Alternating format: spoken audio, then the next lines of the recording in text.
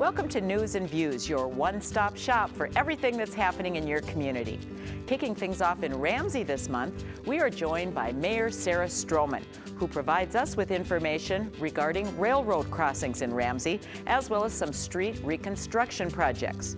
Next up is Community Development Director Tim Gladhill, and he's here to talk about the redevelopment of the old municipal center in Ramsey and many more projects.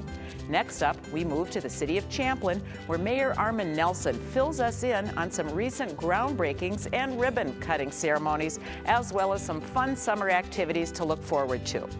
Also joining us from Champlin is City Planner Scott Schulte, who has some exciting new development news to share, including a popular Mexican restaurant that's coming to town. So stay tuned for that. Crossing the bridge into the city of Anoka, we are joined by City Council member Carl Anderson. Carl is here to talk about some lesser-known City Council functions, and also Darin Berger is here to talk about residential property maintenance standards. Closing out the show, we head to the city of Andover, where City Council member Jim Goodrich makes his debut on News and Views. Jim is here to talk about the growth in Andover. Also making his debut on News and Views is city engineer Dave Berkowitz. Dave is here to fill us in on some road work that is being done in Andover. All that and much more coming up right now on News and Views.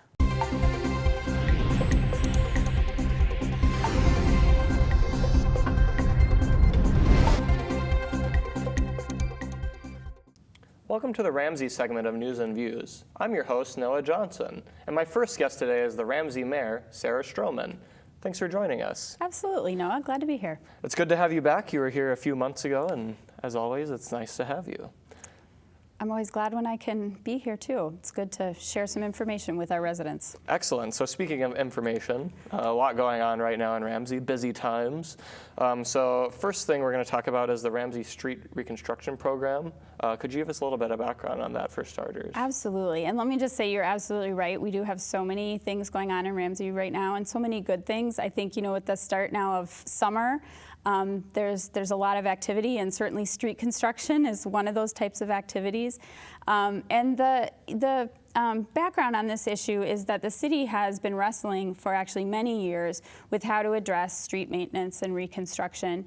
The development pattern in our city is not unlike many cities, where the bulk of our road infrastructure was built during a period of time, and those roads are only good for so many years. And so when you get to that window of the life expectancy of those streets, you experience the cost that of reconstructing those in order to provide adequate transportation infrastructure to our residents. So we have been wrestling for a long time about how we deal with those costs and very large bills that are coming due kind of all at one time, but that are a very important service for our residents.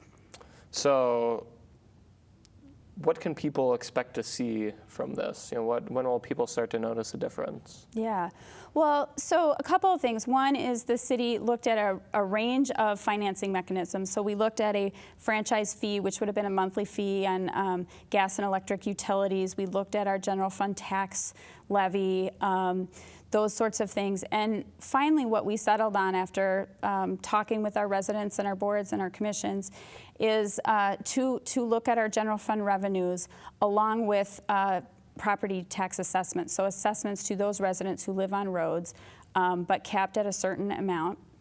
And then we've also, for the city's portion, chose to go a portion through bonding finance mechanism, and then a portion just through dedicated general fund. So one is folks will start to see, as we get to their roads, assessments on their property for these street reconstructions, and the city's done that for some time, but under a new policy now they will see those.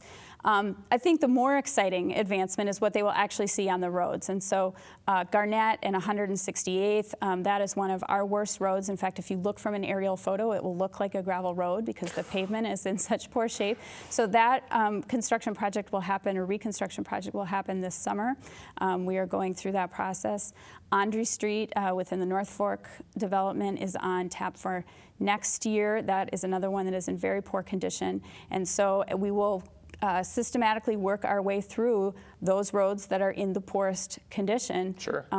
As we go through. So I think it will be good for our residents to finally see some movement, some decision on the financing, and then movement on the reconstruction that is very badly needed in some cases. Well, yeah, that's great. I mean, everybody likes fresh roads. Absolutely. It's better for your vehicles, too. Right. You won't have to avoid those potholes. Yeah, that's true. Although sometimes it's fun on a long drive.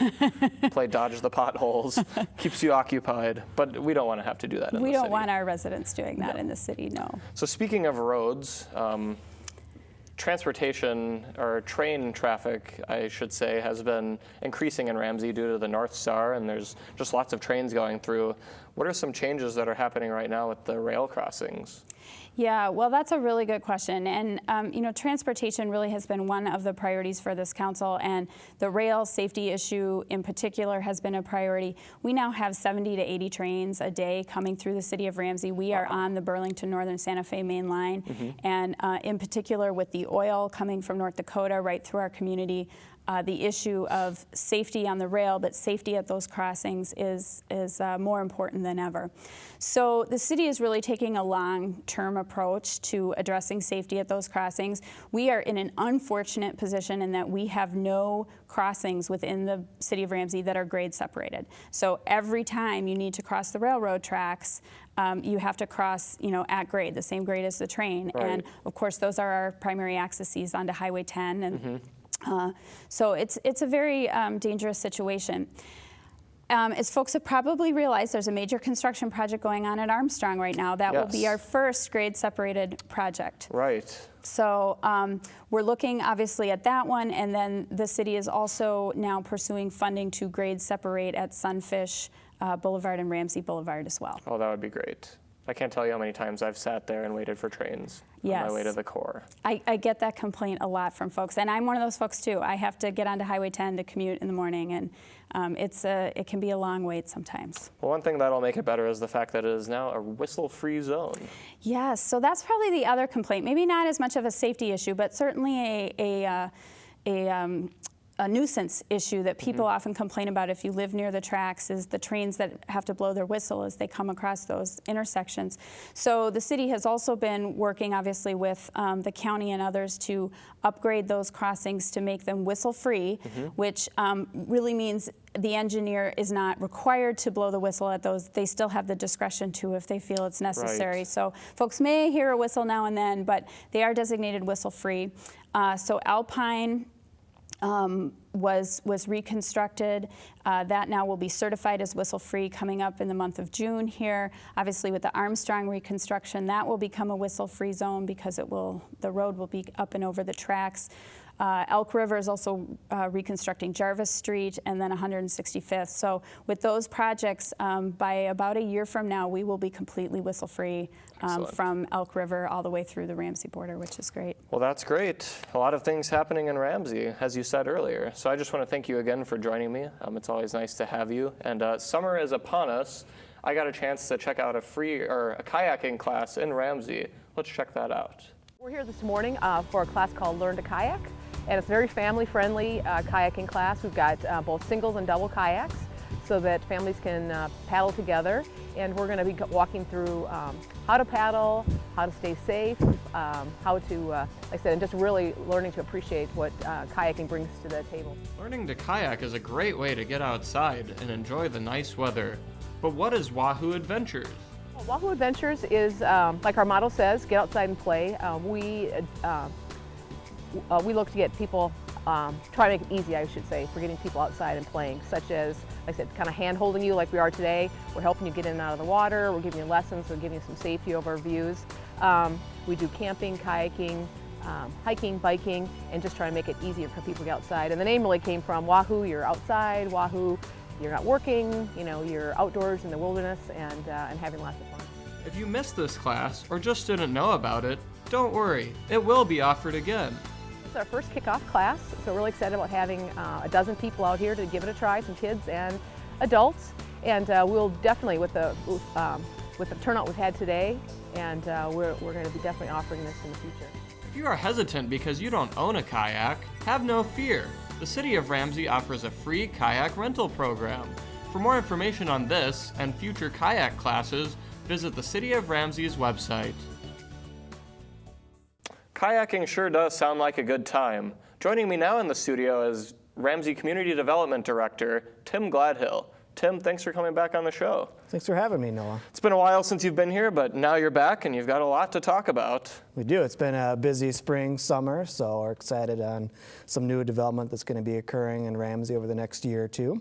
Excellent. So we'll talk about a couple different projects. The first one being the redevelopment of the old municipal center. This is a hot topic right now in Ramsey. Could you give us a little bit of background on it? Yeah, so the review underway right now, and actually approval a couple of days ago with our city council, approves a 44-lot single-family subdivision that'll occur in 2 phases. Right now, our fire station number 2 currently locates out of that building, our former municipal center, and so that's why there's 2 phases, one in 2015 this year and one in 2016 planned as well. So 32 of those lots are created now. So redeveloping a 20-acre site into single-family homes, traditional suburban retail, single-family residential, quarter-acre lots with some new streets constructed as well. So it's been a long process and trying to decide what to do with that site once we relocated our current offices to the core and how that site should redevelop in the future. So the big topic that we discussed and worked with the residents and our planning commission really is at existing access to Nowthen Boulevard. Sure. Currently, we've got a driveway that operates. Our fire station was used for the building when it was a municipal center as well. So for the time being, when phase 2 occurs, so next year, the plan would be close that access off while we study some broader issues on Nowthen Boulevard. Potentially in the future, it could reopen, but our plan right now is to close that access in 2015 and look at some other safety improvements along Nowthen Boulevard and potentially reopen that in the future. Sure. Yeah, this definitely warranted a lot of discussion at the planning and council meetings recently. Another project that's in the works is Country Club Hills. What's that one all about? Yeah, so many of our residents are going to remember this project, 85 lots near Central Park, just east of Variolite Street. Originally, this project came forward with Greatland Homes, who brought the process through approvals. And actually, what we're excited about this point is that project has now been purchased by Lennar Homes, a national home builder. And so we're meeting in some pre-construction meetings now, and we anticipate some of that construction to begin pretty soon here within the next week or two. Cool. And there's a lot of projects going on right now. Just a quick update on some of the other ones, like Parkview East, for instance. Yeah, we have a number of projects, not only in the broader community, but within the core too. So you mentioned Parkview East. That's a proposed 121-unit apartment building located in the center of the core. Sunwood Village, a 47-unit apartment building, is also planning on building in 2015 still. Casey's General Store has an approved building permit waiting for their contractor to be selected just south of the Atlanta Medical Clinic.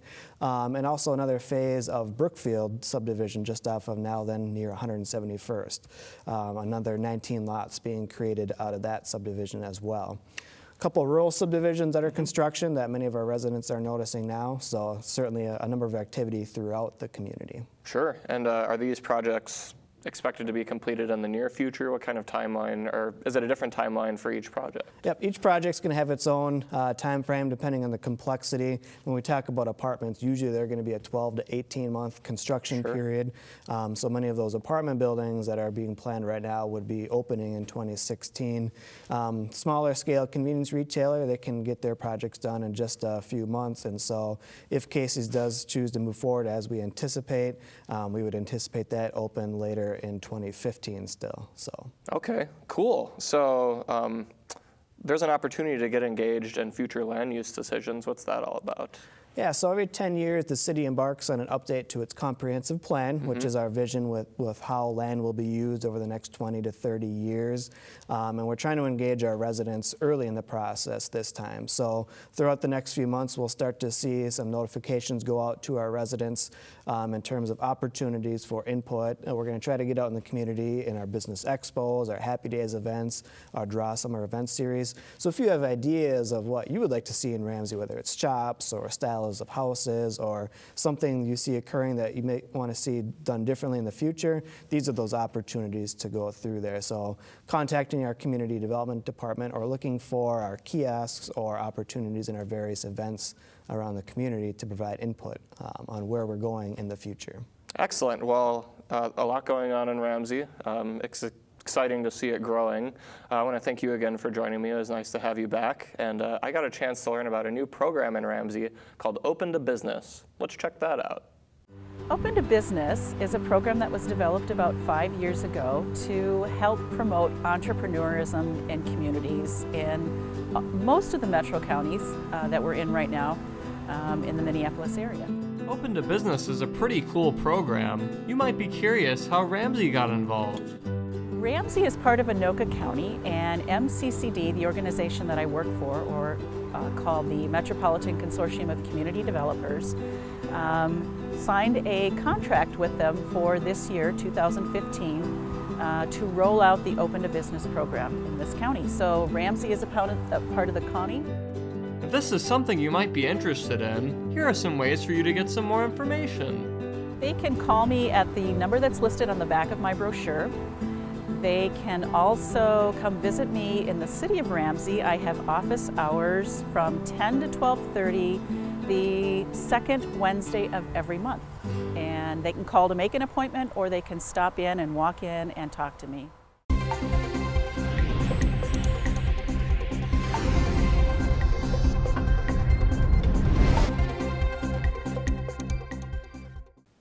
Hi, and welcome to the Champlin segment of News and Views. We are joined by our first guest today, and that is Champlin Mayor ArMand Nelson. How you doing, ArMand? I'm doing great. How are you? Well, we finally have a nice day. We've had nothing but rain, so it was a pleasant surprise today. So yep, 80 degrees. That's not too bad. Yeah, that's right. Yeah, exactly. So, no, I am a happy camper. Nice weather is a good thing. So we have you here for a couple reasons today. The city recently broke ground on a new senior co-op called Applewood Point. Is that correct? That's correct. All right. Can you talk a bit about that? Anything else that broke ground recently? Sure. I can talk about Applewood Point a little bit. It's a senior co-op where the people who are living there actually own the building, so it's a co-op, so everybody contributes to the building. It's a 5-story, 72-unit place, and they have 1, 2, 3 bedrooms, and they range from 1,100 square feet to about 1,800 square feet. So they have a common area, they have a great room with kitchen, so if they have bigger families over for something, that they can use that. Fitness center, craft room, they have a hobby and woodworking rooms. Wow. So it's a nice place. Applewood Point has 6 locations in the Twin Cities, including Champlin, and then they actually have a couple more that they're working on. So okay. Yeah, very nice facility. We've been very impressed with working with them, so it's great. And they've already sold over 60% of their units. Whoa. Yeah. Wow, that's quite a commitment already. It is. Well, that's incredible. I think I'll move in there.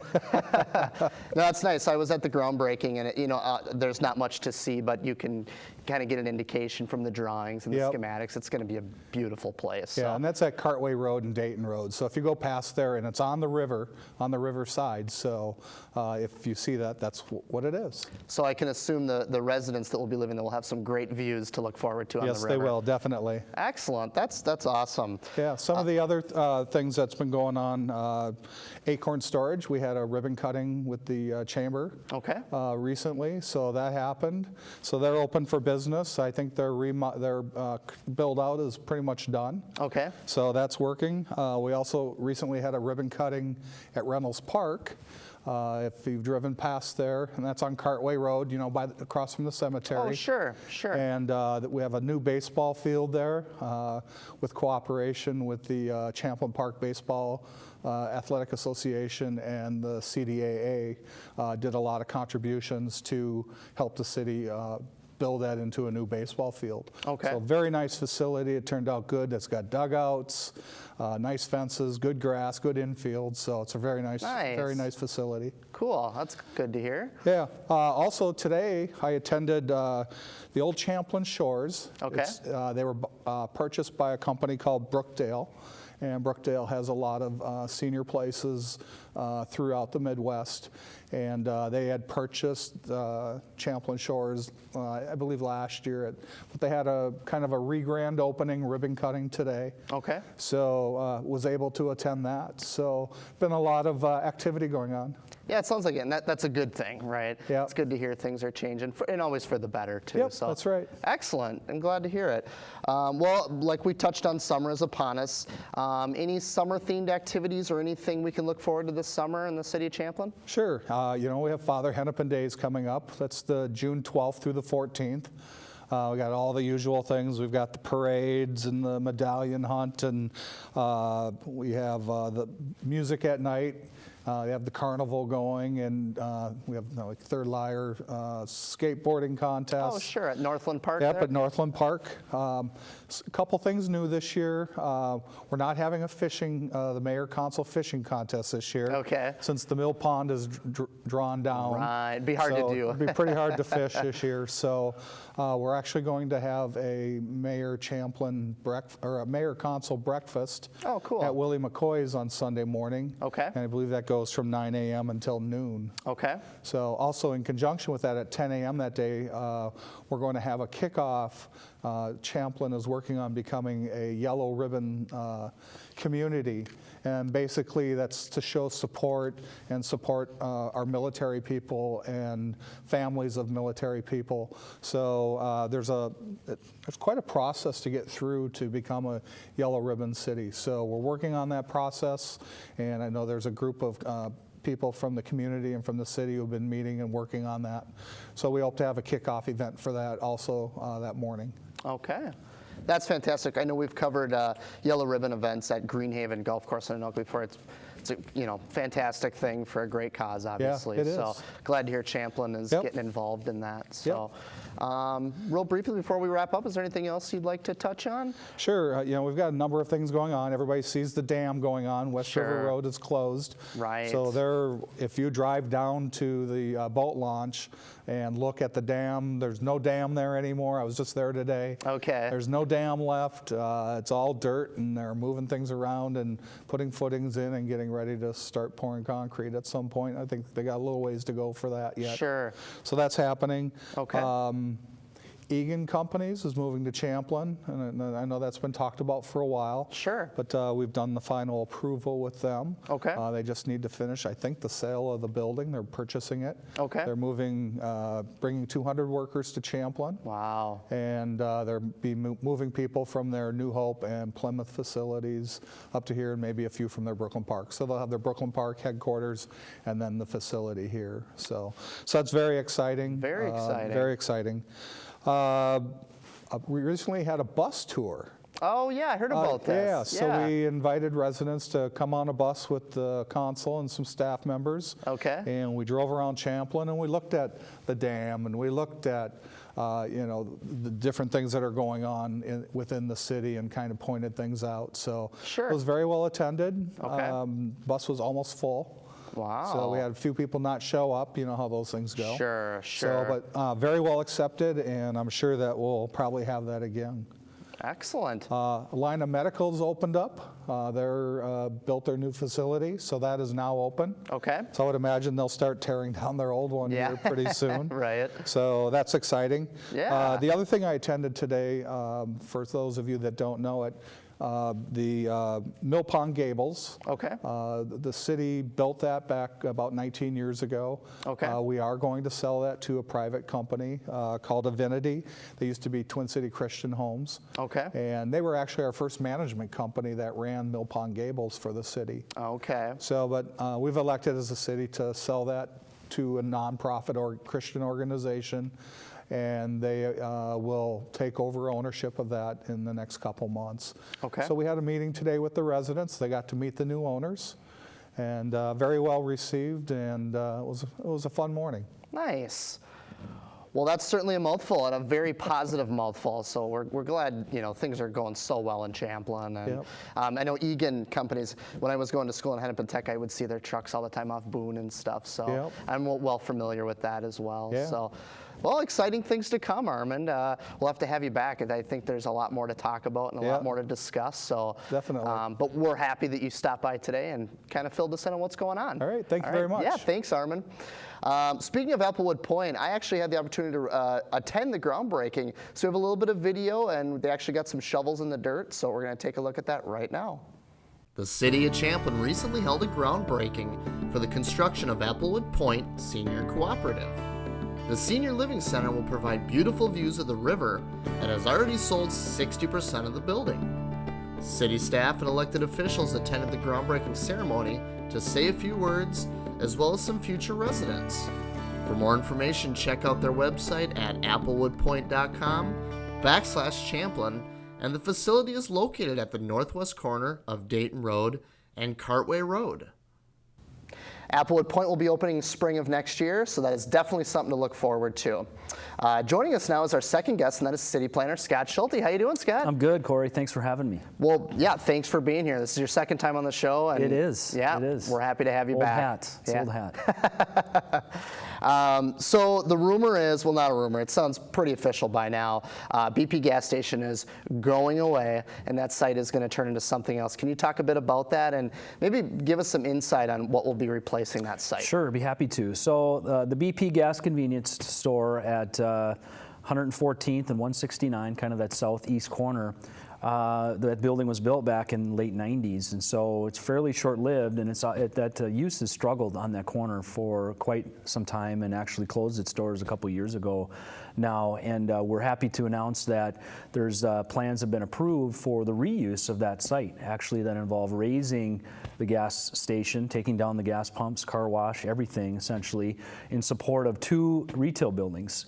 The developer, Told Development, is seeking to start construction of 2 roughly 6,000 square foot retail buildings, which in itself isn't overly exciting, but some of the tenants that are committing to those buildings are exciting, at least in terms of some tenant commitments. Starbucks is going to be located in one of the sites, as well as a dental office and an AT&T retail outlet. And then the second retail building, as I mentioned, there's 2 buildings going on the property, is planned to include a Chipotle, fast casual restaurant. So obviously that is an exciting prospect, and we're looking forward to having those buildings start here within probably the next month. So it'll be a change on that corner. And one thing that I'd like to note on that is, as well, is to improve access. If you recall, the BP gas station had kind of a dedicated right-in off of 114th Avenue. Well, to promote better access and customer convenience, that access will be amended to include a right-out as well. Nice. So right in, right out, which hopefully will lend some better circulation, more convenience for folks that want to go in and shop at those 2 retail centers. So again, exciting that it's going to be redeveloped with some good tenants in those spaces. No, that's super exciting, and everybody that's been talking about says one word, and that's Chipotle. Right. I think that's the one thing that everybody's so excited about. Right. And yeah, that's awesome news, and especially like you said, things are changing how you can get in and out of that place. So. And the interesting part about it with Chipotle is that early on we had conversations with Toll Development and the project manager for this site, and we actually suggested Chipotle and. Early on, and they kind of hit the pavement and had some conversations, and lo and behold, we now have one. Doesn't always work that way. Sure. But in this case, it was good. So. Well, good suggestions. Right, So thank you to that. No, that's really exciting. Just to switch gears a little bit, Cedars of Elm Creek. Can you kind of give us a rundown on what that is? Yes, it is a detached townhome neighborhood. There's 34 detached townhome lots. So it's a single-family residential subdivision, but a unique product in that these are slab-on-grade type construction, more of an empty nester type product, becoming very popular in the Twin Cities metro area. We have one other detached townhome neighborhood just north of the Mill Pond, but that only included about 15 townhome lots. This one, like I said, is 34 lots. It's a great use for the property in a sense that part of the property is in the floodplain, and because of that, there's certain restrictions about lowest floor elevation and being above flood elevations and things like that. So a slab-on-grade type product fits very well on the site, which for what it's worth is located north of East Hayden Lake Road and would be west of Vera Street. So where Hayden Lake Road turns to Elm Creek Crossing just before it crosses the creek on your right side. So adjacent to the Elm Creek, some trail connections and some other amenities going to create, I think, a very nice neighborhood. And that project we would expect to start this summer as well in terms of grading and starting the development.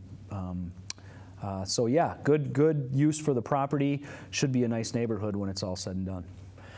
Yeah, it's going to be a beautiful area, and that slab on grade, I love that too. My wife and I just built one out in Otsego. Okay. We just moved in, and same deal, detached townhome. They call it like a bay home. Okay. Slab on grade, and it's, you know, it's more house, less yard.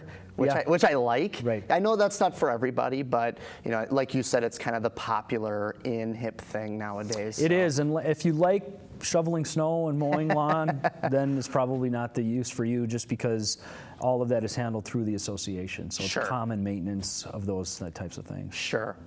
Yeah, makes sense. Well, no, that's great. That's exciting. Is there anything else going on that you'd like to briefly touch on? Yeah, one other project, residential development that has been in discussions for some time and is moving into the kind of the final approval stages at the City Hall, and that is the reserve at Elm Creek. So if you, as I mentioned, the Cedars is just south of the Elm Creek on Elm Creek Crossing. If you continue on Elm Creek Crossing over the Elm Creek, so on the north side, there's about 60 acres of land that is being planned for a 111 lot single family residential subdivision. So this will be more of a conventional subdivision that we're familiar with. It's expected that it'll be more of a higher end, I guess, or executive home type neighborhood, at least in discussions with the developer and some of the prospective builders that are looking at some of the lots in there.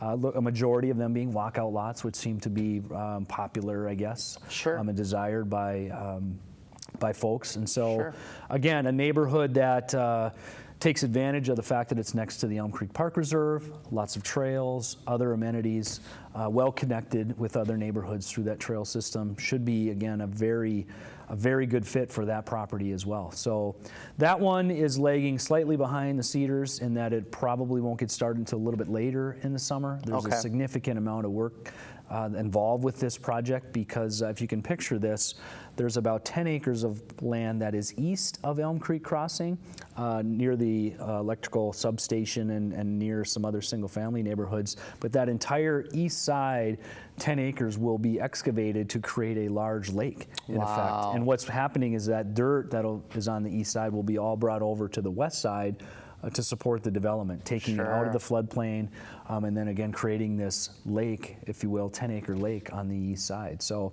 an amenity, I think we're trying to look at the plans in a sense that creating this lake as an amenity, again with trails and other connections to provide opportunities for folks to walk around and potentially even fish out of it down the road, because it'll be 27, 28 feet deep. That's cool. Yeah. Yeah, it sounds like a massive undertaking, but I think it'll pay off in spades. It sounds like a really cool thing and something people can look forward to, obviously. So. Yep. Well, I guess we're out of time, but we want to thank you so much for being here, and we'll have to have you back maybe. Yeah, thanks for having me. I'd be happy to. Yeah, no, thanks, Scott. The City of Champlin recently actually held their annual Recycle Drop-Off Day at the Champlin Plaza, so we had some video of that, so we're going to take a look at that right now. The City of Champlin recently held its annual Recycle Drop-Off Day event. The event was held in the Champlin Plaza parking lot and was a huge success. Recycle Drop-Off Day is a great opportunity for residents of Champlin to dispose of all those unwanted goods and to have it all recycled properly.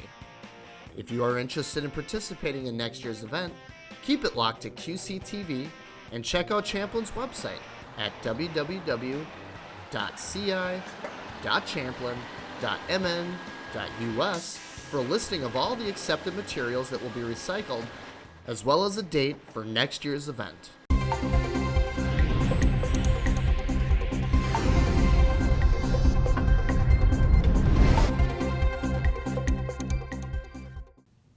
Hi, and thank you for joining us for the Anoka portion of News and Views. I'll be your host, Matt Overstreet. Today we have another guest joining us from Anoka. We have City Council member Carl Anderson, and he is going to be telling us a little bit about some of the City Council functions that we may not otherwise be aware of. So once again, thank you so much for joining us on the show, Carl. I'm more than happy to be here, Matt. Now, we were talking a little bit beforehand, and some things that the public may not necessarily know about are some of the functions that the council takes care of that are completely behind the scenes that we otherwise don't even have an idea what's going on. So can you tell us a little bit about what some of those things may be? You bet. We have meetings and meetings and meetings. You know, in addition to our council meeting, which is twice a month, we have work sessions. We have executive meetings where the public isn't allowed, where we talk about maybe staff business or payroll business, that kind of thing. Sure. And we show up for this event and that event. There's an awful lot of that, especially for the mayor. But the one I wanted to mention are the work sessions, and they alternate with the city council meetings most of the time. Sometimes it'll be the same Monday night, but we come in earlier. And the meetings are, of course, open to the public. And if the public wants to know what's going on, they just have to look at the city webpage and you can get the electronic packet downloaded. And the work sessions are open to the public? Yes, they are. Okay. Yes, they are. And we do have good attendance. I think that we work a little bit harder when there are issues that we know people are going to be interested in, like the one we just discussed, and we'll talk about a little bit here, and that's the garbage hauling. Okay. But yes, those are open to the public, but they're not televised. Okay. But minutes are taken, and so they're, you know, so we, as a council, we can't have an assembly of any more than 2 of us, and it's a public meeting. Okay. You know, so that's state law. Sure. So if we get together, it's a public meeting, and so we post them and everything else. So the work sessions give us an opportunity to more informally discuss the issues that we are concerned about. And we will talk about it enough to give the staff an idea of what our position is going to be. And then the staff will go and write up a proposal then for us to endorse at the next regular council meeting. And then that's when you can actually take action on what was discussed at the work session. Makes perfect sense. Right. Well, that actually brings me to the subject you mentioned of organized hauling. Now, I know QCTV has been very involved in covering both at the city council meetings where we first discussed some of the organized hauling business. Then there was even the town hall style meeting that was held at Greenhaven. And if I'm not mistaken, you were saying that there has been some progress even moving forward towards some sort of action there. Can we talk about that a little bit? Yes, we sure can. Yes, we have tried real hard. That's a very hot issue. Sure. There's a lot of people in town are saying, gee, those garbage trucks are so heavy. There's so many of them going up and down the street. What can we do to reduce that wear and tear on the streets? And then there's another faction of people in town that are saying, yes, but I don't want the city to run this. I don't want the city to take away my free choice. Mm-hmm. And there's some people that are very strong on that opinion. So at these meetings, and again, these are more over and above the council meetings, but at these meetings, and we solicited comments from the public. Right. And we went to the trouble of recording these and make a tally of who supported what, and we were surprised to see that it was about even. People that wanted their free choice and people that wanted us to reduce the number of haulers. I kind of saw the same thing as I was in attendance there covering the event for QCTV. Mm-hmm. So it's going to be interesting to see how that is going to progress moving forward. We're going to have you back on the show and talk about that a little more once we get some action towards that, and then maybe we can talk about what has progressed there moving forward. But Carl, once again, I got to thank you for being on the show today with us. It's always great learning a little bit more about what we, things that we don't normally understand about what the council does for us. Like you mentioned, above and beyond, what's even required. You guys held this amazing town hall style meeting and invited the public just to get their opinions and understand what it was happening there. So that's one thing we always love about Anoka, and something we can count on them doing for us. So I'm going to take that as a compliment. I think you absolutely should. So thank you. Thanks again for Carl for being on the show. Well, coming up, QCTV recently just got a look at the Anoka Aquatic Center, who was just opening their doors for business. So we're going to take a look at a video of that coming up next. Hello, my name is Lisa Lacoste. I'm the Recreation Supervisor for the City of Anoka, and today I am taping here in front of the Anoka Aquatic Center. You can see the pool behind me. We opened for the season, Memorial Day weekend, although the weather wasn't that great. Today couldn't be better.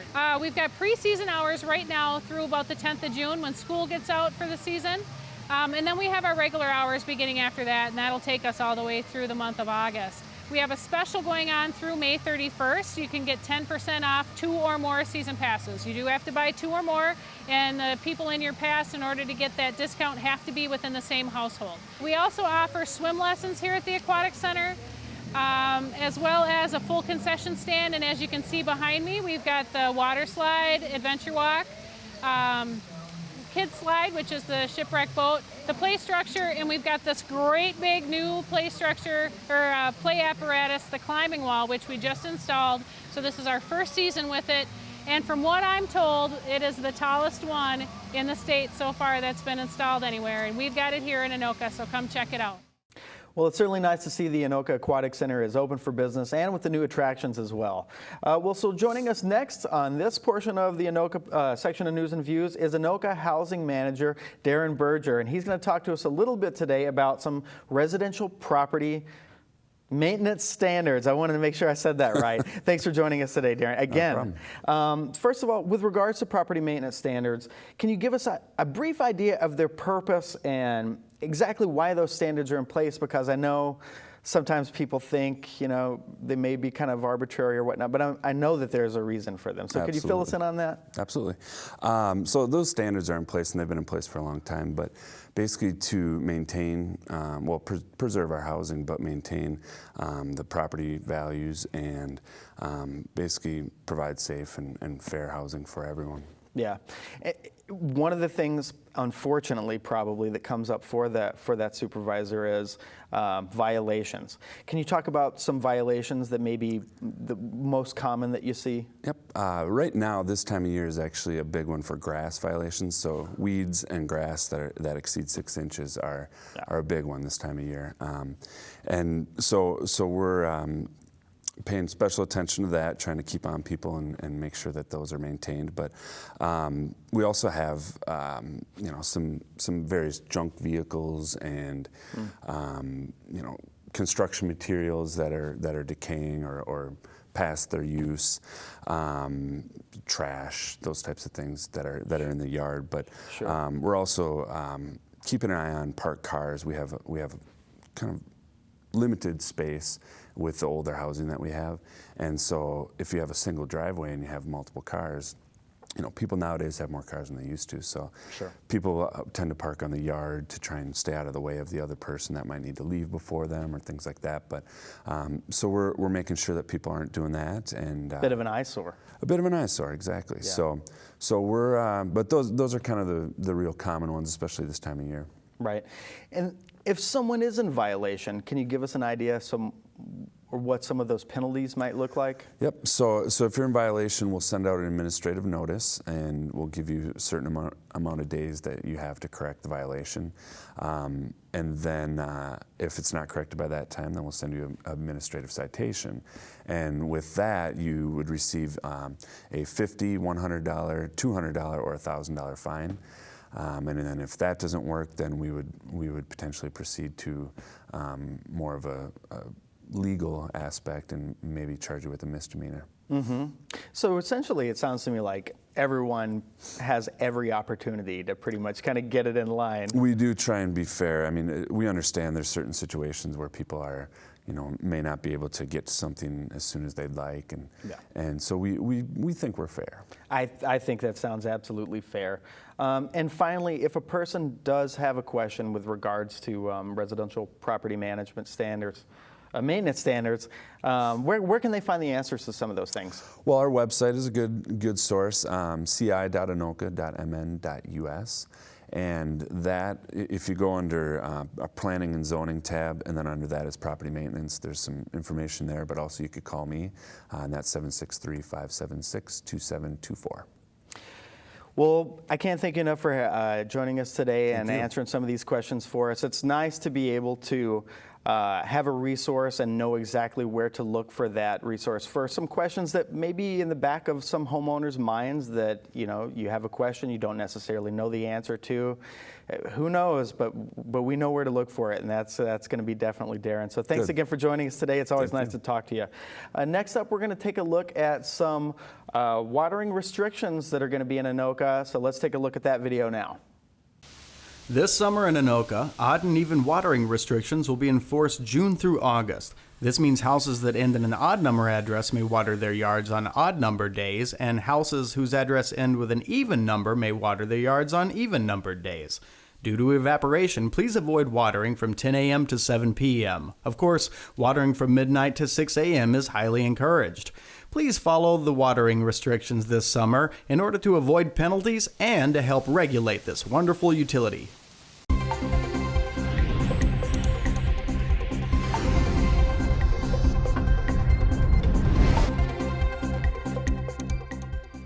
Thank you for joining us today for the Andover edition of News and Views. I'm your host, Catherine Lenneberg, and I am pleased to have as a guest for the very first time on News and Views, the new City Council person, Jim Goodrich. Thank you, Jim, for being here today. Well, thanks for having me on your show, Catherine. Yeah, really appreciate it. So you're a new City Council person. Can you give our viewers a little background on yourself? Sure. I've lived in Andover for over 20 years now.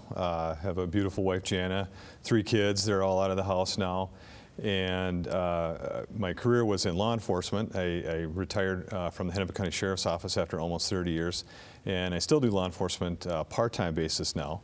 And so, yeah, I'm a hunter and a sportsman, and I go to Constance Free Church. I've been there for member there for many, many years, and early last year, because I've always been interested in politics and government and wanting to serve in that capacity. So. Last year I had, now that my career's kind of moved around a little bit, I've got some time to devote to that, so we decided to pull the trigger and run for City Council, and that turned out well, and very pleased to serve the folks in that capacity. Very good. And how do you like it so far as a City Council person? Is it what you thought it would be? Yeah, I like it a lot. It's good. Andover is, last summer I tried to go to as many meetings as I could, so I could kind of hit the ground running. And everything's all about making the best decisions that we can make, the most informed decisions. But it's quite large. Andover, if you may realize, has about 55 full-time folks on staff, probably another 54 or so volunteer firefighters on staff, and then we have a few more temporary folks in the summertime. They run about a $10 million operating budget. They have 5 departments, so there's still a lot to learn. So that process is continuing. So yeah, very exciting. A lot of new businesses and stuff coming to town. We can talk about. But yeah, it's going very well. Very, very honored to serve people in that capacity. Very good. Now you ran as a conservative and believe in lower taxes, and you need to generate revenue and growth in Andover. How does that work? Right. Well, Catherine, one of the reasons that I'm involved is I've worked for the government in a law enforcement capacity for almost 30 years. The government just kind of seems to be getting a little bigger and a little bigger and a little bigger. And my concern is the bigger the government, the smaller the citizen, and I just want to make sure, we can still enjoy all the rights and freedoms, that our founding fathers had put in place, as the government seems to kind of get larger. So that's kind of one of the reasons that I've run. As far as revenue and that, I want the government to grow, to kind of keep pace with, how the economy grows, and the developments grow. I don't want it to get overly large. You know, I don't want the government to become kind of the pickers and the choosers, you know, of where the prosperity goes. You know, I want to make sure everything's fair, taxes are low, you know, and then I think people have, at the end of the day, more rights and freedoms, you know, the more the government kind of stays out of the way. So how do you attract new businesses to Andover, and which kind of businesses have come to town? Well, recently we've had some very exciting businesses. TE Connectivity has come to town. Acapulco Restaurant has just bought some property in town. They're going to be coming. Linear Transmission, Montessori School is expanding. So even some that are already there are expanding. But to answer your question on how, you know, how they come, you know, we just want to have, you know, a code system that isn't overbearing. You know, the permit system, we just move that online to make it easier. You know, Bunker Lake Boulevard is a corridor that's growing rapidly. You know, with our new developments, everything kind of seems to kind of feed on itself. You know, the more folks we have come to town, they can patronize the businesses. So yeah, we just try to make it easy for new starts to come, and it's just it's working out really well together. Good. When you're out and about in Andover and you're at the grocery store, what kind of things do you hear from people? What are their concerns these days? That's a great question. You know, before I got elected and after I got elected, the most numerous concern I hear is chickens. For some reason. I think that kind of indicates, you know, Andover's kind of going from a more of a rural setting to an urban setting as we continue to grow, and you know, people are always concerned about if they want, you know, they're not going to have their chickens taken away, and that's awesome, and that kind of speaks to a larger property rights issue. You know, I want folks to enjoy all the property rights that they can have, you know, as long as it doesn't infringe on their neighbors' property rights, and that. You know, also some concerns are Kelsey Round Lake Park is the biggest park in the city, and we're developing some master plans on how we want to improve that sometime in the future. And real quick, a great story about that is in that master plan we had one of the parts was a feasibility trail maybe going around the lake. Some residents got a little concerned about that who live around the lake. They weren't really thrilled with that part of the plan. And I've always said the world belongs to those who show up. And they came to some meetings, voiced their concerns, and we took that part out of the plan. You know, so you don't have to be on the city council to make things happen. You know, folks can come, voice your concerns that you have with what's going on. You know, at the end of the day, you know, I'm your representative. You know, I want to hear what's going on, and we can adjust our plans. It's a great story. Very good. Well, thank you so much for being here today. It was really great having you on the show, and we'll have you back soon. All right, thank you. All right, very good. We are now going to take a look at Recycle Day. Rather, first we're going to take a look at Arbor Day, and Leslie put together this package. Let's take a look. We're here this morning for our 14th annual Arbor Day event, Tree Time. We've, like I said, have done this now for 14 consecutive years. We disperse seedlings to Andover residents. We have a variety of different choices, usually every year. Everything from white pine, red pine, maples, and this year we even got white oak. So residents come through, we give them the seedlings. We got literature, other literature on various tree and shrub topics. We have master gardeners here on hand. And then this year we also have a little added little theme on pollinators. We're handing out wildflower seed to residents, which is good for pollinators. There's been with the recent scare with the decline in pollinators, bees and butterflies, etc. We're trying to get people to be aware of the need to provide habitat for pollinators so we can get that population back up. Great opportunity to get seedlings, plant them in your yard, plant them in a neighbor's yard. Make an excellent gift, but actually it's helping nature. I think it's a great event for the City of Andover to be providing. You get to talk to knowledgeable people from the Extension Service, as well as our own city forester. So we encourage everyone to participate if you can. Trees are our friends. Be friends to trees, plant trees. I think you'll enjoy the event very much. Welcome back, and thanks for joining us on News and Views. I'm Catherine, and joining me as my next guest is the Director of Public Works and City Engineer, Dave Berkowitz. Dave, thank you for being here today. I really appreciate it. Thank you for having me. Yeah, how's your summer going? You playing some golf? I haven't gotten out to play golf yet. I'm looking forward to playing some golf, but haven't been out yet. Very good. Well, you guys are busy this time of year, so tell us what Public Works is up to. Let's talk roads a little bit. What's going on in Andover? All right, we have several projects going on.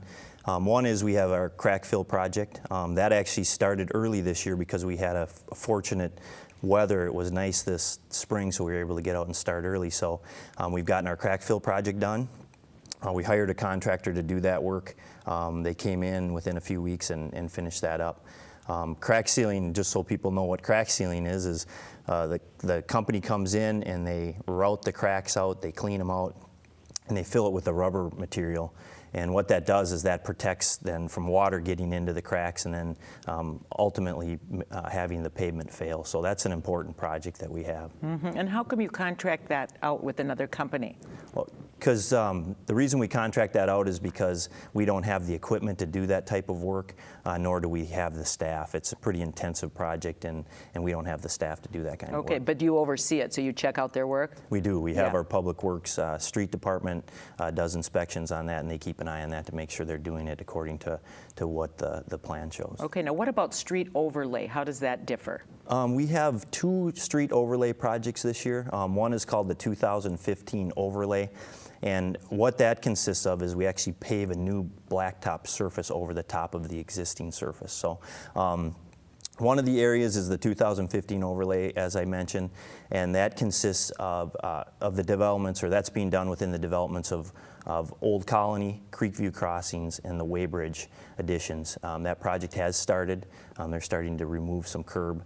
And what that will entail is they will mill off some of the existing blacktop, and then they'll put a new surface over the top. Okay, how about pothole patching? Where does that come in? That's a maintenance operation that our street department does through Public Works. That's ongoing. That's almost a daily event. Usually Tuesday through Thursday we do a lot of pothole patching. And we have a crew that goes out and fills pothole patches pretty much all summer long. Okay, so will that extend the life of a road? It will, yeah. That will help. You know, in some cases we're trying to get these roads through until we get to the point of a full reconstruct or an overlay. Just to mention, one of the other overlays we have is through the meadows of Round Lake. That's similar to the other development or the other project, but in this case we're milling the whole width of the road and repaving it. Very good. So it's busy. It's really weather dependent too, isn't it? Yeah. Your job? Yep. If we get a lot of rain, it obviously pushes these projects back. One thing fortunate about Andover is we are in sand country. So if it does rain heavy one day, a lot of times the contractors can be in the next day to do their work. So we're pretty fortunate. Has technology changed the way roads are maintained and repaired and done through the years, or is it pretty much the same way it's always been done? Yeah, it's pretty much the same way it's always been done. Really what changes is through the state they look at ways of developing a new blacktop surface. I refer to it as bituminous, and most engineers refer to it as bituminous, but most people refer to it as blacktop. Okay. MnDOT continues to look at a new design to have a better surface and a better long-lasting product. The challenge we have in the state of Minnesota is that we have freeze-thaw. So we have challenges with really tough winters. So if we have a tough winter, you'll see a lot of potholes in the spring, and it really takes its toll on our roads. Okay. Now finally, why, you've been at your job 19 years, why do you think Andover is a good place to live and work? Oh, first of all, to live, the amenities that are in Andover, the trail system, the park system, the community center is a big asset. And then also the people. I mean, the people in Andover, they're good people, and that's what makes it a nice place to live. As far as work, similar. I work with very, very passionate people that really focus on doing a good job and really care about their job and what the final product looks like. So from anywhere from the people in the City Hall working on the pre-planning and the design of projects to the Public Works where those guys maintain and maintain the system, really the people I work with really has been the most fun aspect of my job over the last 19 years. Very good. Well, thank you so much for coming in today. I really appreciate it. Yeah, thanks for having me. Yeah, you bet. All right, coming up next, Leslie took a look at Spring Recycling Day in Andover. Let's take a look at her package. Today we're having Recycling Day, Spring Recycling Day, and we are taking tires and appliances and electronics. VVA is here for household goods. We're taking mattresses and carpeting, and we also have some volunteers helping us with with passing out information. Tony from Andover High School. He is here to help us. He's helping the students pass out literature. About 6 months ago, we got the idea from other schools that they began a recycling program. When I want to take it a step further, is also introduce some of the DCD kids who are in special ed at Andover High School and teach them how to communicate, how to take charge, but also prepare them for the 11th and 12th grade, where they will actually be going out in the work program that is run by Val Holtis at the high school. Actually, every single classroom has a blue recycling bin that the kids will pick up. So you're talking roughly about 75 to 80 classrooms that have recycling. And in turn, each week, roughly we recycle about 10 55-gallon drums of just paper and plastic. But we've also recycled roughly about 100 pounds of aluminum as well. That's saving the environment. That's it for this month's episode of News and Views. Thanks for watching, and we invite you to join us on QCTV.org for more local programming. Again, thanks for watching QCTV.